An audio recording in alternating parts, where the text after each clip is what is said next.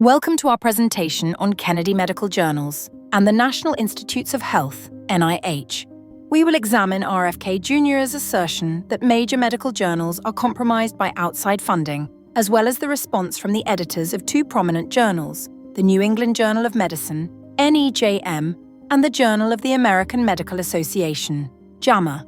On May 27, 2025, Kennedy accused major medical journals of corruption due to pharmaceutical influence.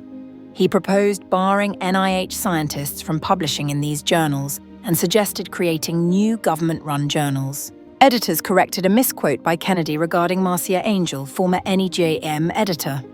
Kennedy's claim was inaccurate, however, both versions underscore that financial ties compromised published research. The NIH faces proposed budget cuts of nearly 40%, reducing its budget from $48.5 billion to $27.5 billion.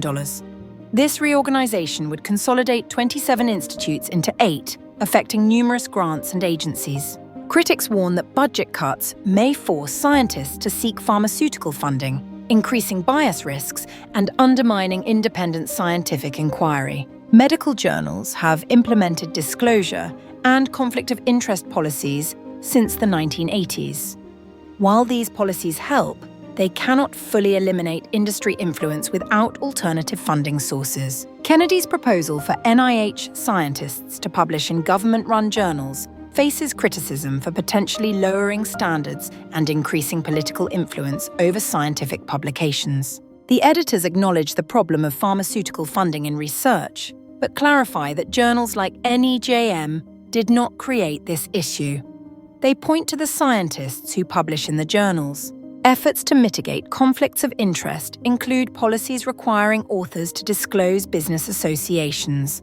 The NEJM banned certain publications by authors with financial holdings in relevant companies. Editors recommend changes in research funding to manage conflicts of interest. They suggest increasing NIH or governmental funding to reduce reliance on pharmaceutical industry funding. The editors criticize the planned reduction in NIH grant funding, noting that government funding, while recommended, can also influence research outcomes. In conclusion, both sides agree that funding affects journal content. Efforts to mitigate financial influence continue, but concerns about NIH funding cuts and oversight remain.